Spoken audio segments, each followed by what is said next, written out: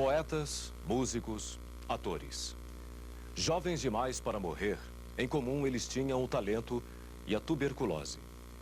Conhecida no passado como peste branca, a doença não matou apenas artistas. No século XIX, com a Revolução Industrial e o crescimento das cidades, espalhou-se pelo planeta, dizimando boa parte da população em todo o mundo. No nosso século, foi duramente combatida ao ponto que os países de primeiro mundo acreditavam tê-la derrotado. Os anos 90 provaram que a tuberculose não apenas não foi vencida, como voltou com força redobrada. É a doença infecciosa que mais faz vítimas fatais no mundo. Mata mais que a AIDS e a malária juntas. A tuberculose é o tema de hoje do Medicina Brasil. Você vai ver os números da tuberculose no Brasil e no mundo, os fatores de risco e o diagnóstico da doença, a tuberculose e a AIDS. Você vai conhecer as etapas do tratamento da tuberculose. No estúdio, entre outros assuntos, especialistas discutem a pesquisa de novas vacinas contra a tuberculose. Medicina Brasil está começando.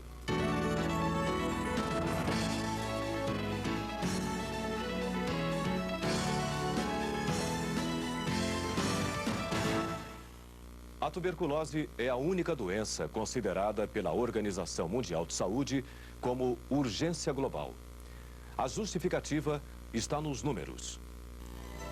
Na década de 60, existiam 3 milhões de tuberculosos no mundo. Deste número, 500 mil pessoas morriam a cada ano. Na década de 70, os números mantiveram-se inalterados. Já nos anos 90, os casos de tuberculose e doença triplicaram. Hoje existem 9 milhões de tuberculosos e o número de mortes é 6 vezes maior, 3 milhões por ano. 95% dos casos e 98% das mortes por tuberculose estão no terceiro mundo. No Brasil, a tuberculose nunca foi considerada erradicada. O nosso país ocupa hoje a 10ª colocação no número de casos. Existem 85 mil casos notificados, mas o Ministério da Saúde acredita que este número pode ser bem maior, em torno de 130 mil. Veja agora quais são os estados com maior incidência da doença para cada 100 mil habitantes. O Rio de Janeiro aparece em primeiro lugar, com 112 casos para cada 100 mil habitantes. Em segundo, vem o estado de Roraima, com 85 casos. E em terceiro, o Amazonas, com 81,4 casos. Em todo o Brasil, para cada 100 mil habitantes, existem 51,7 casos de tuberculose. Já em números totais, São Paulo tem o maior número de casos de tuberculose. O estado tem 21% de todos os casos registrados no país. São Paulo é também o estado onde a doença mais cresce. O estudo científico da tuberculose começou no início do século XIX com Laennec. O patologista reconheceu que doenças até então consideradas distintas eram apenas diferentes manifestações da tuberculose. Em 1865, Villemin sugeriu a origem infecciosa da doença. 17 anos depois, em 1882, Koch isolou, cultivou e inoculou com sucesso o bacilo causador da doença. A tuberculose é definida como uma infecção bacteriana crônica produzida fundamentalmente pelo Mycobacterium tuberculosis, com manifestações múltiplas e ampla distribuição. Os pulmões são mais comumente afetados, mas as lesões podem ocorrer também nos ossos, rins, linfonodos, meninges ou disseminar-se por todo o corpo. Organismos com baixa imunidade são o principal alvo do bacilo de Koch. Desnutrição, alcoolismo, diabetes, quimioterapia antineoplásica, corticoterapia prolongada e AIDS são os fatores que mais contribuem para a tuberculose e doença. Os idosos também são bastante suscetíveis à infecção. Mas a tuberculose hoje, ela acomete todas as camadas sociais, muito em função até das migrações e também da infecção pelo HIV, porque onde tiver um paciente com HIV e tiver uma tuberculose, realmente a transmissão, a dinâmica de transmissão é muito maior. Quando o portador de escarro positivo fala, tosse ou espirra, ele lança no ar gotículas de saliva com o bacilo da tuberculose. Essas gotículas mais tarde se ressecam e transformam-se em pequenas partículas. São essas partículas que irão contaminar quem tiver em contato com elas no ambiente pouco arejado por mais de 100 horas. O ideal é que pacientes bacilíferos usem sempre máscaras quando se consultarem em ambulatórios ou postos de saúde. Qualquer especialidade, sabendo da alta prevalência dessa doença no nosso meio, tem quase que a obrigação de procurar um caso de tuberculose entre seus pacientes. Os pacientes de tuberculose circulam mais de uma vez no serviço de saúde sem ser diagnosticados. Tem pesquisas que demonstram. Então, esse alerta para uma tosse e uma expectoração, que é um dado simples, né? Isso tem encaminhado para um exame, é fundamental. Nesse final de milênio, emagrecer nem sempre é sinal de saúde e beleza. Se a perda de peso estiver associada a uma tosse que dura mais de 4 semanas, a uma febre vespertina, a falta de apetite, a dor no peito e a apresentação de escarro acompanhado de sangue, significa que um raio-x de pulmão deve ser feito com urgência, pois essa é a apresentação típica da tuberculose. Eu acho que eu peguei essa doença porque eu fumava e tomava muito cerveja e tomava muita friagem. Quando os quadros clínico e radiológico indicam a presença da bactéria, o exame de escarro deve ser feito imediatamente. A baciloscopia identifica a presença do bacilo e fornece um diagnóstico presuntivo. Todo sintomático respiratório, aquele que tosse por mais de 3 semanas, deve fazer o exame. Pelo menos 1% da população brasileira apresenta esse quadro. Nós deveríamos ter no mínimo, 1.600.000 baciloscopias que deveriam ser feitas anualmente à procura de casos de tuberculose. E, no entretanto, ao invés de fazer 1.600.000, são feitas apenas 300.000. Mas observa bem, enquanto de 160 milhões, aqui fazemos 300.000 baciloscopia, no Peru, para uma população de 23 milhões de habitantes, eles fazem 1.400.000 baciloscopia para diagnóstico. Ou seja, eles estão preocupados em procurar os casos de tuberculose, estão procurando, diagnosticando, tratando e curando essas pessoas. O diagnóstico definitivo é dado com o resultado da cultura, de 20 a 30 dias depois, quando se consegue isolar o bacilo. Nesse exame, a sensibilidade às drogas também pode ser testada. É bom lembrar que de 15 a 20% dos pacientes que apresentam os sintomas da doença não têm confirmação bacteriológica. A cultura é negativa. O escarro foi negativo, faz reduzido. O escarro reduzido negativo, faz broncoscopia. Broncoscopia negativa, repete-se broncoscopia com biópsia transbrônquica. Na verdade, o manual de normas, para um hospital terciário, nós vamos a biópsia ou medula óssea, hemocultura por micobactéria, que é uma coisa que é um exame que não era feito no passado e agora muito mais em relação ao paciente com AIDS, deve ser feito, os laboratórios de micobacteriologia devem estar aptos a realizar esse exame, que é um exame que não é difícil, o rendimento é bastante bom. Então, nos pacientes que não tem confirmação bacteriológica, existe hoje algumas metodologias mais recentes, final da década de 80 para cá, de biologia molecular, que identifica pedaços DNA do bacilo, da tuberculose, em 2 a 4 horas, que são as técnicas de PCR, que tem até alguns kits sendo vendidos no Brasil. Mas eu gostaria de enfatizar que é muito importante isso. Esses kits que estão sendo vendidos no Brasil e no mundo afora, eles foram aprovados pelo FDA, pelo Food and Drugs Administration, para pacientes com escarro espontâneo, baciloscopia positiva. E, além disso, nós temos recebido com uma certa frequência aqui no hospital, o médico está investigando o paciente no seu consultório particular ou no posto de saúde, pediu o PCR, o paciente pôde pagar o teste que é caro, e o PCR foi positivo e o médico iniciou o esquema. E meses depois vem para cá esse paciente e não era tuberculose. Na verdade, ele tinha um tumor no pulmão e o PCR foi positivo. Por quê? Porque ele, anos atrás, teve tuberculose e quando ele ficou com uma resfriado, com uma infecção pulmonar, ele expeliu um pedacinho do DNA que estava lá quietinho. Ele não está com doença. O FDA até hoje não aprovou esses kits para a sua utilidade em outros, em escarro negativo ou em outros espécimes não respiratórios. Se a pessoa esteve em contato com o bacilo, é o teste de PPD que irá detectar. A leitura é feita da seguinte forma: de 0 a 4 milímetros, o paciente não está infectado. De 5 a 9 milímetros, é um reator fraco. E acima de 10 milímetros, o reator já pode estar doente. Os pacientes portadores de HIV com o PPD acima de 5 milímetros já são considerados reatores fortes. Um dos fatores que fez com que as autoridades internacionais voltassem a se preocupar com a tuberculose foi a presença da doença entre aidéticos. No paciente imunodeprimido, como é o caso do portador de AIDS, a tuberculose é uma das infecções oportunistas mais comuns. Ela é a principal causa de morte entre os aidéticos. A tuberculose mata 32% dos portadores do vírus da AIDS. A tuberculose foi diagnosticada em Vladimir há 2 meses, quando então o posto de saúde recomendou que fosse internado.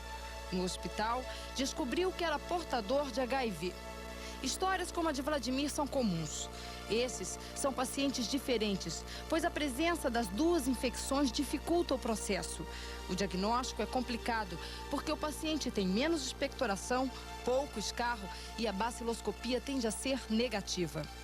Dado prático, do ponto de vista clínico, se você tem um paciente com uma lesão enterro superior, que é a imagem típica, mas se você achar que tiver uma imagem de adenomegalia hilar mediastinal, sugestiva de, você fique de olho, pense em HIV, porque acometimento mediastinal num paciente com tuberculose, isso é quase condição sine qua non de que ele tem ou tuberculose e uma outra doença, ou então ele tem tuberculose e HIV. Se você pensou em HIV, você tem que convencer o paciente de que ele tem HIV, ou que ele pode ter HIV, e convencê-lo de que ele autorize o teste de HIV, porque se for confirmado o HIV nesse paciente, muda toda a conduta. Muda a investigação diagnóstica, muda o tratamento desse indivíduo. Você tem que, na verdade, não pode privá-lo de fazer uso de inibidor de protease, por exemplo, do esquema triplo, que realmente hoje está comprovado em nível nacional que possibilitou uma melhora da sobrevida. O diagnóstico também pode ser complicado em pacientes internados em hospitais. Geralmente, nestes pacientes, a tuberculose é associada não só à AIDS, como a outras doenças, o que dificulta a descoberta do bacilo. Os pacientes, por sua vez, de hospitais, eles são mais difíceis de diagnóstico. Eles têm menos escarro, ou na verdade eles têm, o escarro é ausente, ou o escarro é menos frequentemente positivo, eles têm mais dispneia, não tem sangramento, não tem hemoptise. A imagem pulmonar, quando o paciente é imunodeprimido, mais HIV, por exemplo, ela infrequentemente ela tem lesão em ápice, ela é mais frequentemente lesão difusa, não tem cavidade, então é mais difícil o diagnóstico. Convivendo diariamente com portadores de tuberculose, o risco de contaminação entre os profissionais de saúde é maior do que o da comunidade em geral. Esta foi a constatação de um estudo realizado num hospital do Rio de Janeiro.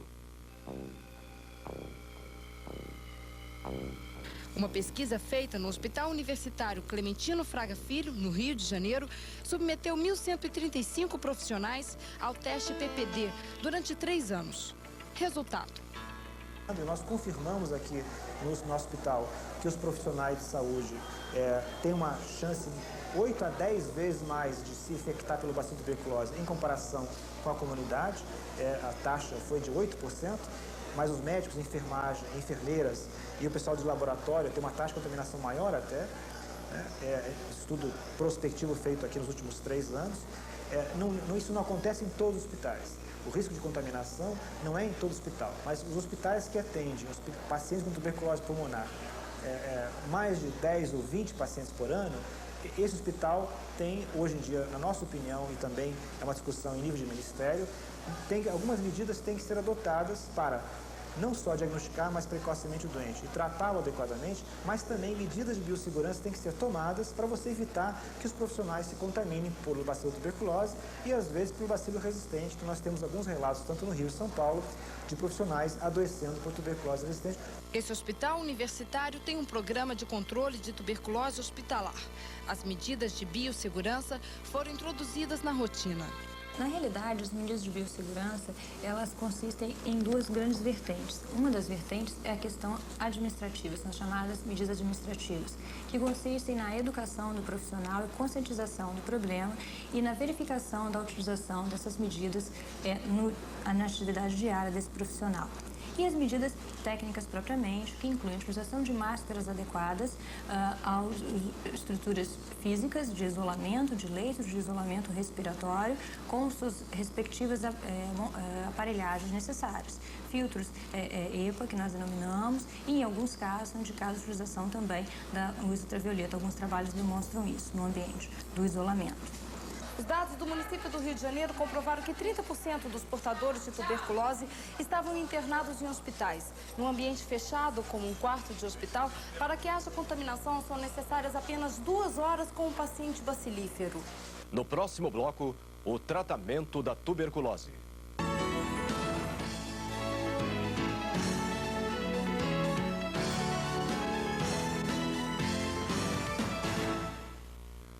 Boa alimentação, repouso, clima seco em altitudes elevadas. Durante décadas, esta era a base do tratamento contra a tuberculose.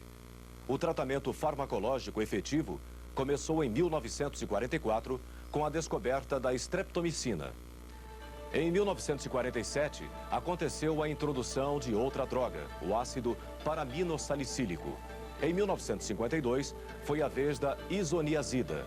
Em 1967, surgiu o etambutol e em 1971, a rifampicina. Com o passar dos anos, progressivamente, o tratamento farmacológico da tuberculose tornou-se mais eficaz e também mais fácil de ser administrado. Hoje, o tratamento dura cerca de 6 meses. O tratamento da doença é dividido em 2 etapas. Nos 2 primeiros meses, a terapia é mais agressiva. É quando o paciente transmite o bacilo. Os sintomas desaparecem. Nesse momento, o paciente se considera curado, mas não é verdade. A pessoa que começa a sentir uma melhora clínica e supõe-se estar curado e não está curado. E a pessoa, por conta própria, abandona o tratamento. Isto é o que eu diria por parte do paciente. As drogas ainda devem ser administradas por mais 4 meses para que o bacilo seja eliminado do organismo. O esquema que hoje nós utilizamos no Brasil, desde o início da década de 80, e que é o mesmo utilizado em praticamente todo o mundo ocidental, é o esquema composto por 3 drogas, que são a rifampicina e a isoniazida, que vêm acopladas na mesma cápsula, e a pirazinamida, que por ser uma droga que atua basicamente no período de multiplicação rápida do bacilo, ela deve ser usada nos primeiros 2 meses de tratamento.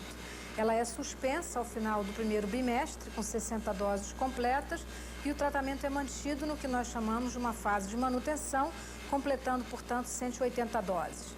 O bacilo de Koch se multiplica em velocidades diferentes no aparelho respiratório, a principal porta de entrada da tuberculose. Por isso, é importante o uso de 3 drogas que atuem em momentos diferentes da divisão e da multiplicação bacilar. Necessariamente, você tem que usar medicamentos que atuem em momentos diferentes da multiplicação bacilar, que atuem dentro da célula, que atuem fora da célula, que atuem em pH ácido, que atuem em pH menos ácido, ou em pH alcalino, que atuem, que tenham penetração e boa difusão em tecido pulmonar alveolar, em macrófagos alveolares, que atuem em cásium, que é a necrose caseosa clássica da tuberculose. Nesse aspecto, eu diria que a rifampicina é a droga perfeita, porque ela é uma droga que, na verdade, e é por essa razão que ela é carro-chefe do esquema de curta duração, e é também por essa razão que ela é a droga que define o tempo de tratamento, ou seja, sem a rifampicina o esquema pode ser de curta duração, sem ela, com a rifampicina pode ser de curta duração, sem ela, necessariamente o tempo de tratamento está estendido. O primeiro esquema terapêutico usado é formado pela rifampicina, isoniazida e pirazinamida. Quando há necessidade de um reforço ou o tratamento foi interrompido, é acrescentado o etambutol. No caso de falência, a alternativa é o esquema 3, que preserva a pirazinamida e o etambutol e adiciona a streptomicina e a etionamida. No caso de meningite tuberculosa, é utilizado o esquema 2, quando as mesmas drogas do esquema 1 são administradas em doses mais elevadas durante 9 meses. Nem todas as pessoas suportam um longo tratamento à base de antibióticos sem apresentar efeitos colaterais. Os mais comuns são a intolerância gástrica e a icterícia.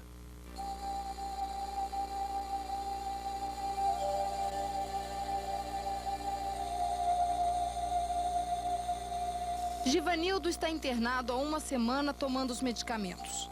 Mas ele não é um paciente comum. Há 2 dias, apresenta reações às drogas, principalmente a pirazinamida. Apresenta rastros cutâneos que podem ter intensidades e gravidades diferentes, algumas vezes levando à interrupção temporária do medicamento, outras vezes levando à descontinuação definitiva. Quando isso ocorre, a conduta é substituí-la pelo etambutol, que é uma droga que classicamente não causa esse efeito. Há artralgias, que é um efeito colateral também verificado algumas vezes. Isso pode ou não ser contornável clinicamente com a adição de outros medicamentos. Há a hepatite medicamentosa, que é o efeito colateral talvez mais grave com o qual nós nos deparemos na prática clínica. Quando isso ocorre, quando se detecta um paciente que procura um médico 1 semana, 10 dias, até 2 a 3 semanas de estar tomando os medicamentos regularmente, e ele vem ao médico com icterícia detectável. Essa icterícia é confirmada através das provas de função hepática. Nós, então, recomendamos formalmente, isso faz parte das normas hoje vigentes no Brasil para tratamento da tuberculose. A conduta será suspender todas as drogas, monitorar as provas de função hepática, basicamente através das transaminases, fosfatase alcalina e gama-glutamiltransferase, a gama-GT. Quando elas se normalizam ou chegam no máximo, a transaminase pirúvica, basicamente, a 2 a 3 vezes a taxa de normalidade, nós então reintroduzimos as drogas paulatinamente, começando pela pirazinamida e seguindo-se pela isoniazida e finalmente pela rifampicina.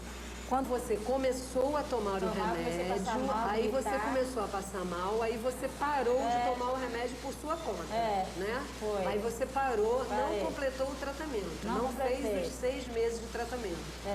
A não adesão do paciente é muito perigosa à sociedade. O abandono ou a irregularidade do tratamento cria uma bactéria resistente às drogas. As chances de cura diminuem. Enquanto o paciente primário tem 95% de probabilidade de cura, no multidroga resistente, essa taxa cai para 60%. Ao contrário de um doente tratado com esquema de curta duração em primeira instância, ele não é o paciente que negativa bacteriologicamente num tempo muito curto e permanece negativo.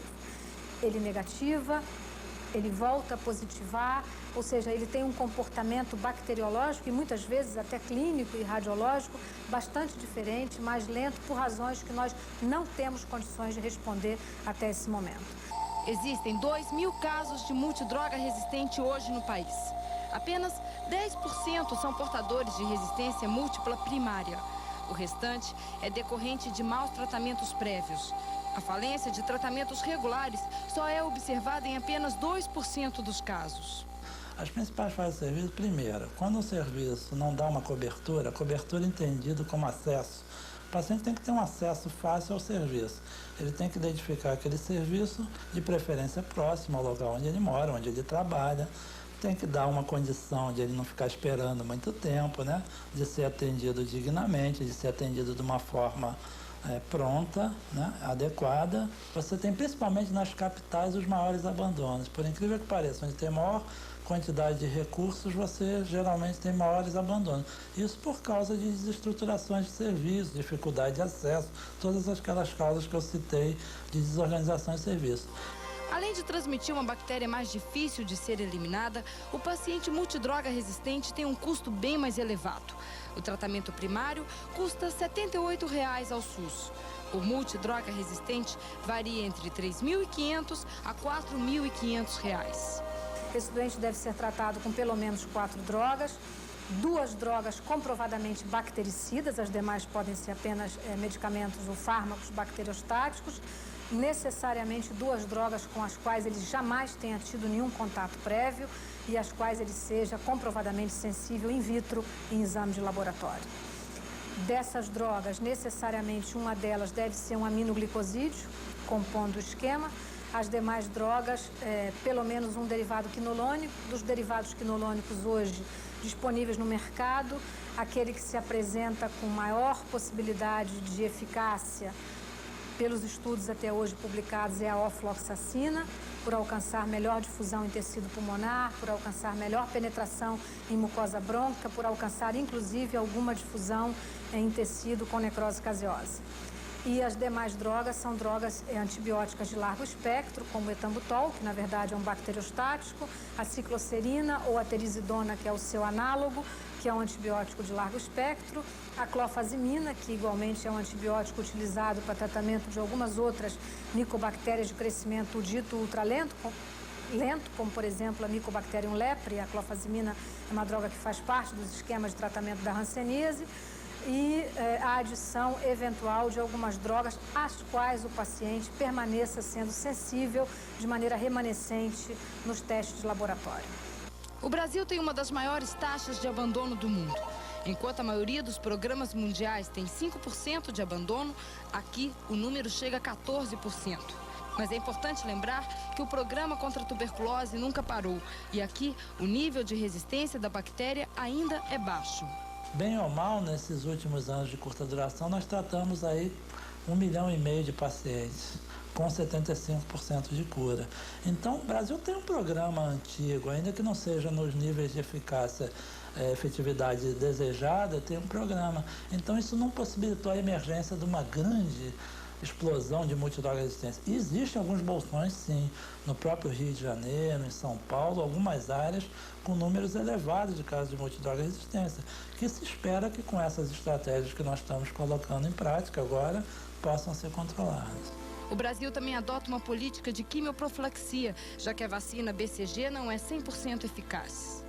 Os grupos hoje que estão indicados à quimioprofilaxia são os não vacinados menores de 5 anos, os pacientes HIV reatores ao teste tuberculínico, os grupos especiais submetidos a tratamentos com drogas imunodepressoras, né, corticosteroides e outras, pacientes diabéticos. Então, tem um determinado rol de pacientes que têm situações especiais, transplantados renais, que poderiam vir a desenvolver tuberculose associada a alguma doença.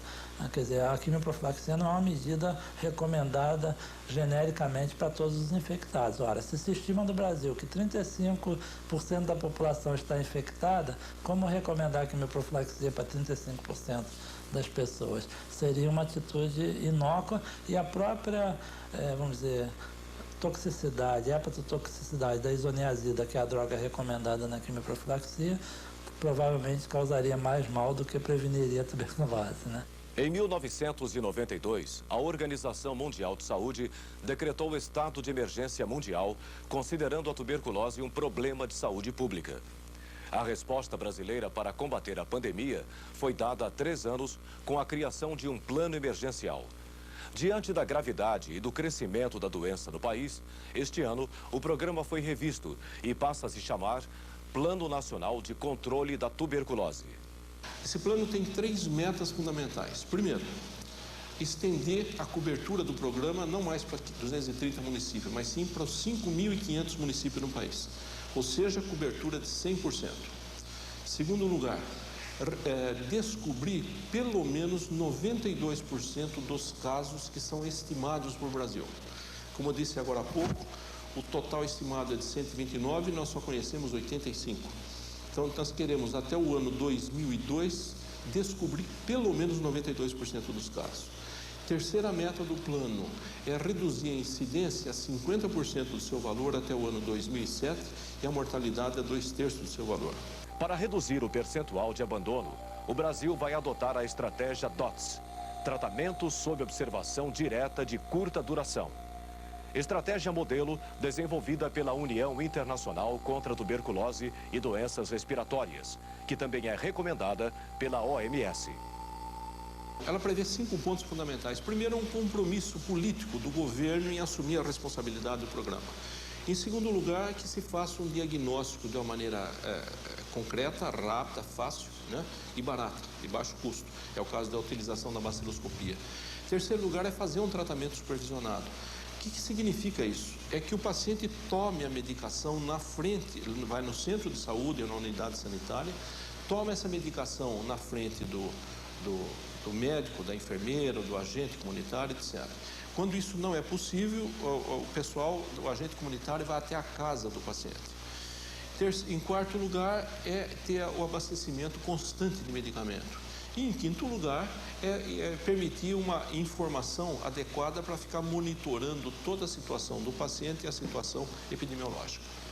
O plano também tem novidades em relação ao repasse do bônus, que agora será dado em 2 ocasiões. Será dado para cada paciente curado, tratado e curado, devolvido curado, um bônus de R$100, e quando for o caso de um tratamento supervisionado, esse bônus é de R$150. Basta a unidade sanitária informar o Ministério que automaticamente será feito um repasse desse dinheiro para, não para a unidade sanitária, mas para o Fundo Municipal de Saúde. E caberá... muitos têm até comentado por que não passa diretamente à unidade sanitária, porque para onde que vai isso daí?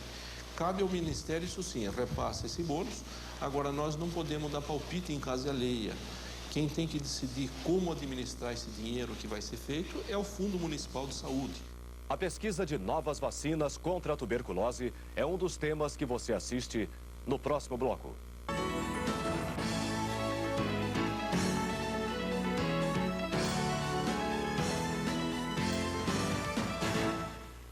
A pesquisa de novas vacinas contra a tuberculose é um dos temas que você assiste agora. A coordenação é da doutora Margarete Talcombo, pneumologista e diretora de pesquisas do Centro de Referência Hélio Fraga, no Rio de Janeiro.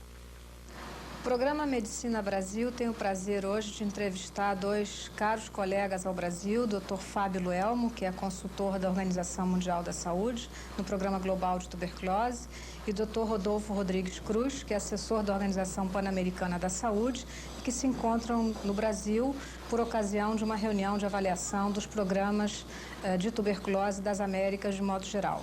É um prazer entrevistá-lo e o objetivo desse debate será justamente considerar os principais pontos que a tuberculose tem hoje, nesse final de milênio, nesse final de século, no mundo e no Brasil, e os seus principais problemas. Dr. Rodolfo Rodrigues, un placer tenerlo aquí, Dr. Luelmo igualmente. Le gustaría empezar este debate preguntando al Dr. Fábio Luelmo cuáles serían las condiciones, usted que tiene una gran experiencia con la tuberculosis en los países de Asia, ¿cómo se comporta desde el punto de vista epidemiológico y del magnitud del problema la tuberculosis en países, por ejemplo, como la China o como la India en este final de siglo? De los países que más tuberculosis producen, la India es el primero, con 2 millones al año, la 4ª parte de los casos de tuberculosis del mundo. Y le sigue China por la cantidad de población que tiene. Estos países, como el resto del mundo, no han podido controlar la tuberculosis a pesar de contarse hoy con drogas que pueden curar a todos los pacientes. Y la razón es que por varias décadas los gobiernos no han prestado atención a la tuberculosis. Una de las razones para no dar atención a la tuberculosis es pensar que por existir las drogas para tratar a los pacientes, el problema de salud pública estaba solucionado. Esto no es así y la tuberculosis continúa siendo la primera causa de muerte por una enfermedad infecciosa en el mundo. ¿Usted diría, por ejemplo, que eso es un poco lo que se pasó en los Estados Unidos, donde se pensaba que la tuberculosis estaba controlada y a partir de los brotes ocurridos en el comienzo de la década de 90 en Nueva York, por ejemplo, ¿cómo usted interpretaría el fenómeno del punto de vista del cambio del panorama de la tuberculosis en Estados Unidos? Bueno, la causa principal fue una reducción de los fondos para tuberculosis en Nueva York, un mal programa de control, y esto se acentuó con una epidemia de la infección por el virus de la inmunodeficiencia humana, que aceleró la transmisión de la tuberculosis y especialmente de las formas resistentes a las drogas. Me gustaría cambiar al doctor Rodríguez preguntando un poco cómo sería transportando el panorama para las Américas desde el punto de vista general, las diferencias que se pueden observar entre la América del Norte, Central y del Sur, considerando que Brasil tiene, y nosotros lo sabemos bien, el principal problema. cómo se pasa, cuáles son los principales problemas y cómo ustedes están pensando del punto de vista de la Organización Panamericana de la Salud intervenir y ayudar los programas de control en estos países. Muy bien, yo creo que no hay mucha diferencia en la situación que tenemos en las Américas con algo de los aspectos que ha planteado el doctor Luelmo. Es decir, que a pesar de que tenemos drogas antituberculosas desde hace más de 50 años y tenemos el bacilo de la tuberculosis, se conoce hace más de 100 años, todavía a la fecha nosotros tenemos la situación que no hemos podido controlar eficazmente la tuberculosis en la región. Las causas en nuestro medio no son muy distintas, pero los elementos fundamentales que han influido para que esta situación se mantenga como un problema importante de salud, pues ha sido, pudiéramos decir en primer lugar, el abandono que se ha producido en los países de las acciones y las medidas de control para la tuberculosis. Esto significa que ha perdido prioridad la tuberculosis en la región y que los gobiernos no han aportado los recursos y le han dado la prioridad a la enfermedad que precisa. A esto se ha sumado, pues por supuesto, las condiciones socioeconómicas, condiciones de pobreza que se han incrementado en algunos países, se han incrementado también las migraciones buscando mejor calidad de vida de unos países a otros y han aparecido dos fenómenos emergentes muy importantes en la región, que es la epidemia de SIDA y la aparición de drogas, o mejor dicho, la aparición de cepas de bacilos tuberculosos resistentes a las drogas que hemos venido utilizando por el mal manejo, la falta de suministro de drogas, el inadecuado tratamiento de los enfermos, etc.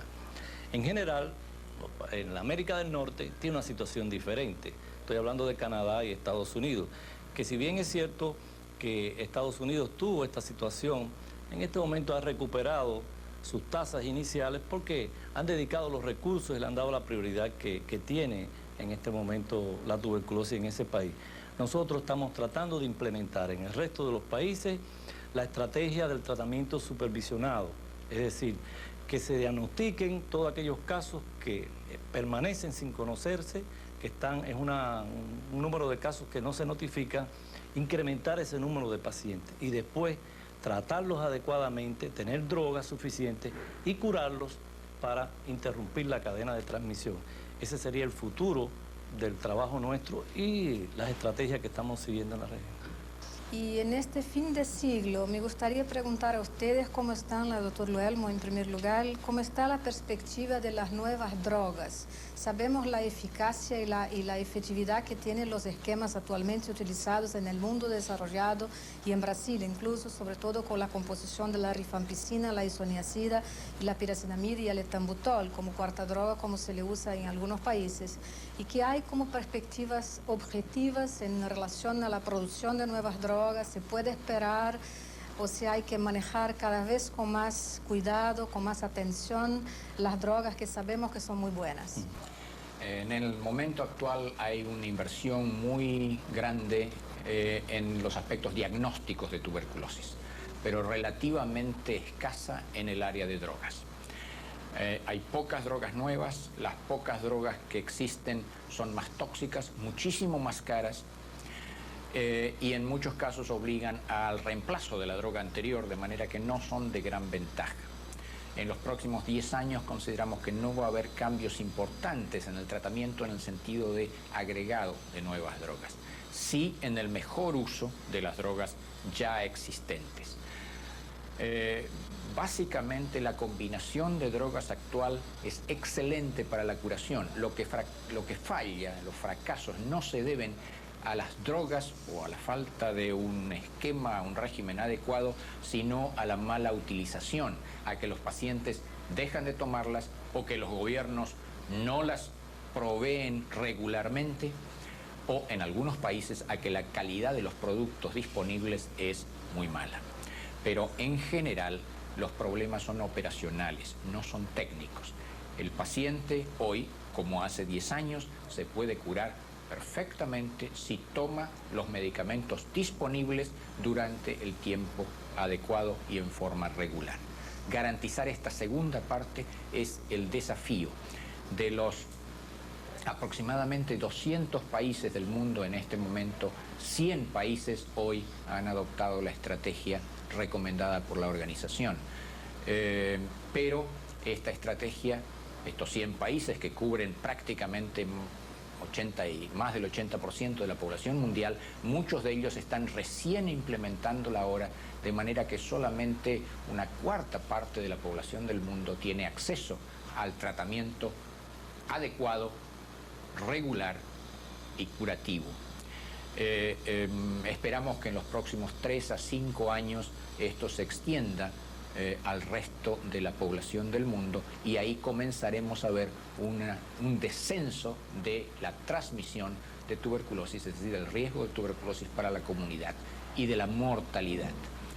No esperamos que haya un cambio muy importante en la incidencia, porque va a disminuir la incidencia de tuberculosis, pero va a aumentar la incidencia de tuberculosis con SIDA en los individuos jóvenes, y una va a compensar la otra. Y en términos aún de perspectivas tecnológicas para la tuberculosis, ¿cómo usted vería la situación de la producción de una nueva vacuna BCG? Por ejemplo, conociendo nosotros la importancia que tienen en la protección. Hay importantes inversiones a nivel mundial en el desarrollo de vacunas, pero no tenemos muchas esperanzas a corto plazo.